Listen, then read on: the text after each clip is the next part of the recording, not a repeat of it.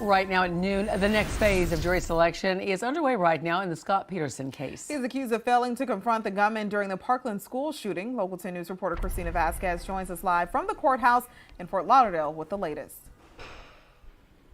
And to bring you up to speed, you may remember there are 55 prospective jurors that are in that courtroom. These were the 55 that at stage one last week told the court they do believe that they could serve the entire length of this trial, which is expected to run until mid-August. Now, later on this afternoon is when we anticipate that we will then hear attorneys for both sides begin to really probe these prospective jurors about their insights, their thoughts, especially when it comes to pretrial publicity. What have they heard about the Parkland shooting, and what impact has this had on their lives? What the morning section has been is really the judge setting up some nice rapport with these potential jurors. He kind of made it interactive. It felt a little bit like you were in a classroom. He was trying to ensure that they understand the basic principles, right, of being a juror 101, how to be fair and impartial, that the state has the burden of proof. And he had wireless microphones, and they're all being identified by number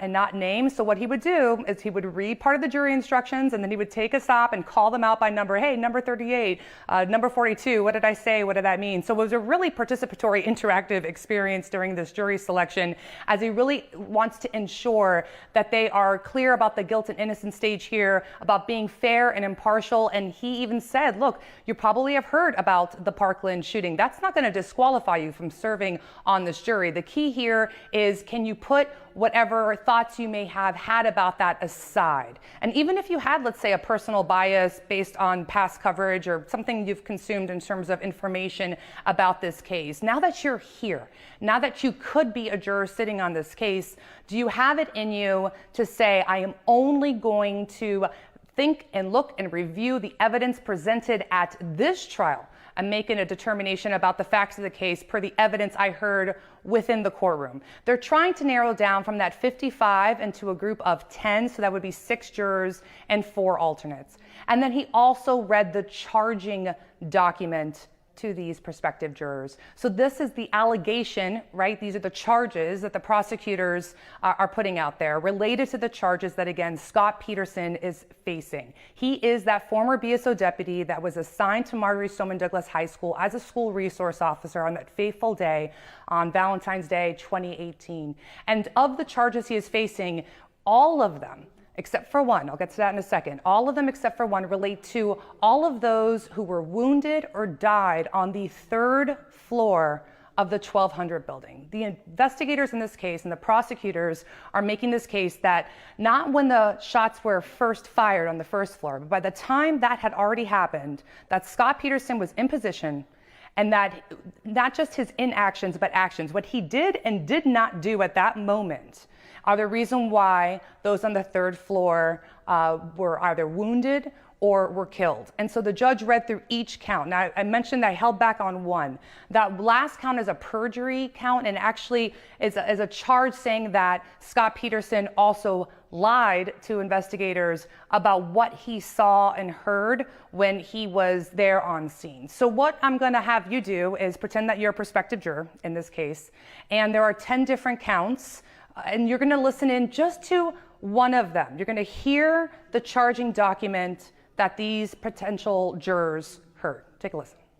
Did willfully or by culpable negligence as a caregiver failing, declining, or refusing to attempt to investigate the source of the gunshots fired within the building described as the 1200 building or building 12 at Marjory Stoneman Douglas High School, and or failing, declining, or refusing to move toward the sound of gunfire, and or failing, declining, or refusing to seek out, confront, or engage the shooter, thereby allowing Jamie Gutenberg to be shot and killed with a firearm by another person. And in doing so. And we start there with something that I suspect that these potential jurors, they may not know it now, but very soon they're going to hear more about this from both sides, especially as the trial unfolds, which is this idea of a school resource officer as a caregiver. And that is because what makes this trial so unique, according to legal analysts, really a first of its kind. When I've learned there are legal analysts across the country that are actually watching this case. The outcome, I'm being told, could even have impacts on how officers in the Uvalde, Texas situation could be charged. And that's because some of the charges in this case relate to child neglect, and the interpretation from prosecutors here of a school resource officer as a caregiver is something that definitely makes this trial unique. So they're in lunch right now, and then they'll be returning in the afternoon. And again, that is when we anticipate that it will be at the position where both sides can then begin, juror by juror, being able to ask them some questions on a jury questionnaire they were required to fill out. It was a 2-page questionnaire. And as you know, jury questionnaires, they really set up the issues in a case. And there was one open-ended question that the judge said he wanted it open-ended. He designed it on purpose, which is, again, what was the impact of learning or knowing or seeing anything about the Parkland shooting to your life, and then the open-ended part, and sort of expand on that. You know, what did it have an impact and how? And I do anticipate we'll see both sides really drilling down on that. So back to you. All right, thanks so much for that, Christina.